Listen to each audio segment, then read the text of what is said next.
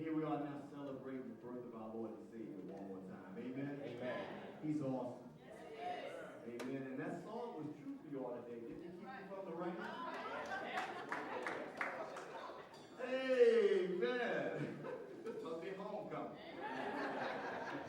Amen. Y'all know we're changing up the service today because we're going to do a play. We're getting ready for that, but we're going to do something before that. We're going to do the Word of God first. Only last year we did the play and then the Word of God, but this time I heard they got a full production. And we want to make sure that the Word still has preeminence in our ministry. Amen? We don't want to lose any of that, so we're going to do the Word first. Before that, we're going to do a call. And we're not going to ask you to stand this time. We're not going to even sing our song. Amen? We'll give you the abbreviated version of God. Amen? So what I would like for everybody to do is just stand up for a few minutes. Stand up. Just turn around to somebody and welcome them. Say, we're glad you're here. Introduce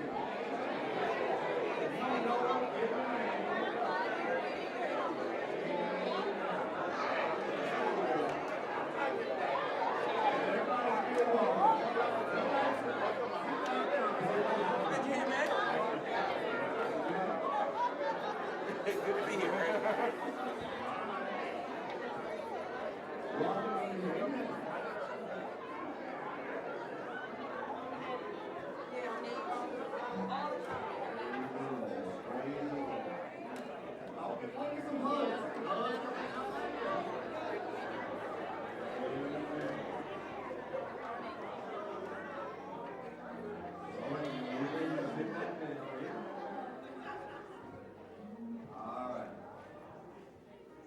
Now, is there anybody here that doesn't know somebody here? Okay, so y'all know, everybody knows somebody, right? All right, so you feel a little bit more at home, right? That's what I want you. I want you to feel at home, amen? And this is the house of the Lord, amen? And you want to feel at home whenever you come to the, I don't care if you're from North Carolina, Georgia, or wherever you're from, you should be at home when you come to the house of the Lord, amen? I don't care if you're not saved, amen? You should feel at home when you come to the house of the Lord, amen? Because this is where God might just draw you in today, amen? This might be your real homecoming celebration, amen? Amen. So we just want you to feel at home. We're going to get right into the Word of God. I want you to pray with me. Father, we thank you again for just one more day in your presence. We thank you for who you are in our life, oh God. You are our Lord and our Savior. And God, that has meaning to us. Yes, it does. So we thank you, oh God, not just for waking us up this morning, oh God, but for who you are. You are the one who spoke one day, oh God, and all that we see came into existence. And then, God, you created us and you blew in us the breath of life. And then, God, when we went astray, you came and got us and you saved us by your blood. And that's why we celebrate this day in Christ. And so we ask now that you would continue to be exalted in this place. In all that we say and all that we do. It is in Jesus' name we pray. And all of God's children will say amen. Amen. Amen. Amen. Amen. Go ahead and turn to your Bibles. We're going to conclude our Christmas saga today.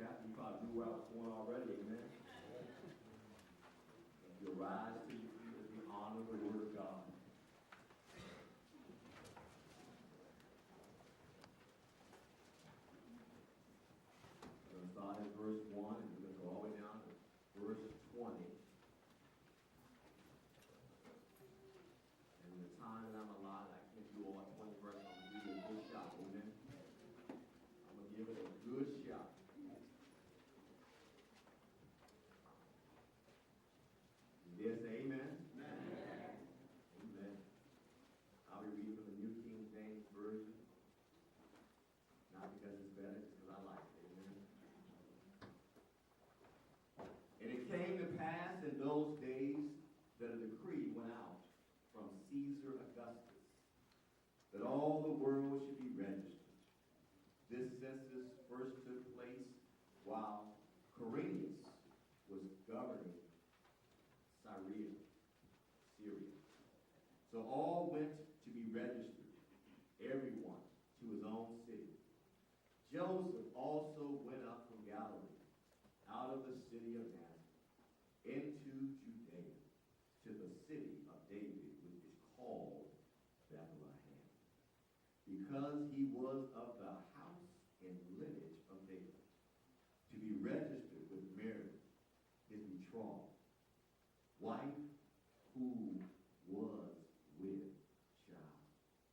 So it was that while they were there, the days were completed for her to be delivered. And she brought forth her firstborn son, and wrapped him in swaddling cloths, and laid him in a manger, because there was no room for him in the inn. Now there were in the same country shepherds living out in the fields, keeping watch over their flock by night. And behold, an angel of the Lord stood before them, and the glory of the Lord shone around them, and they were greatly afraid.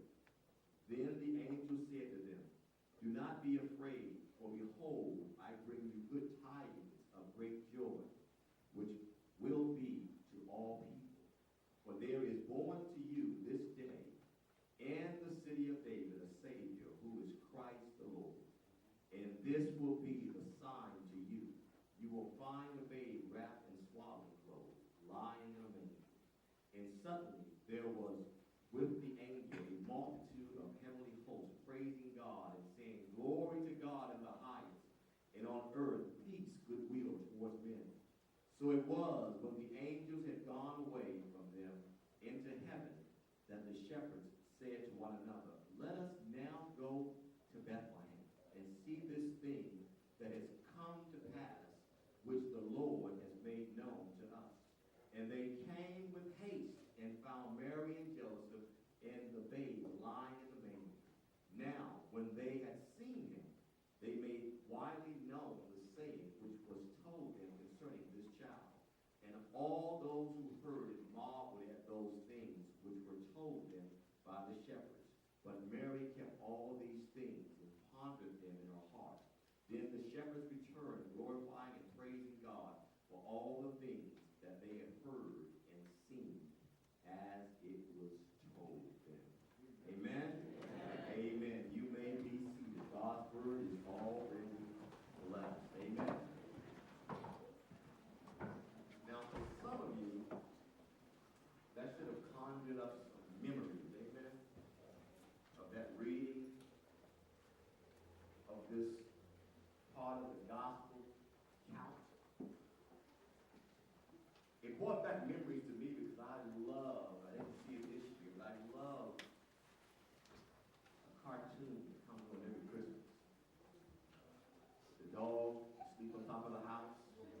Who won the award for the best dog house for Christmas. Charlie Brown's Christmas. Sam, you ever seen that? I'm about to bring it over your house. We're going to watch it together.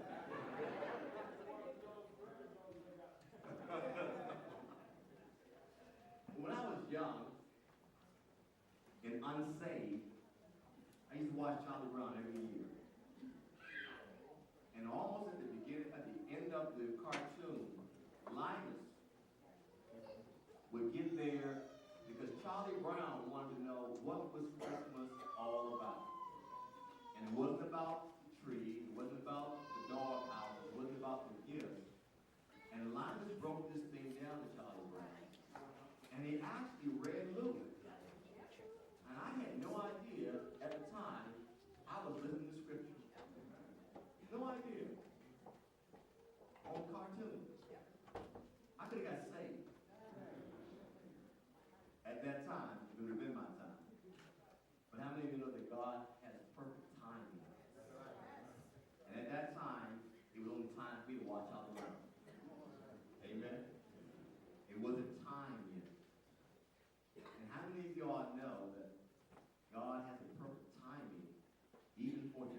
own son to come into the world.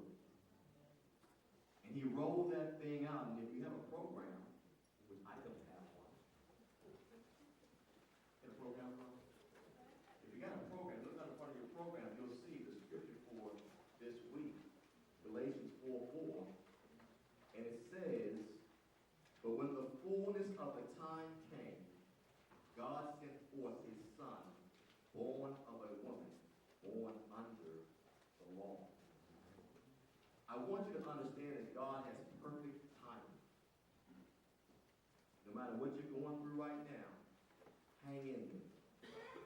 If you're in Christ, it will get better. Amen?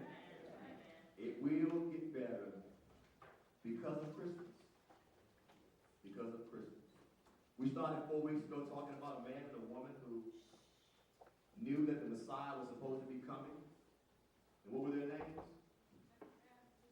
There you go. Zechariah. Somebody passed the quiz. And Zechariah, it was his time to go into the temple to light incense. Perfect timing, right? And at that time, God allowed who to come and visit him? Gabriel. Yes, the angel Gabriel. Y'all just kind of slacking on that. It's been 4 weeks. The angel Gabriel came and he spoke to Zechariah and told Zechariah that he was going to have a what? A son.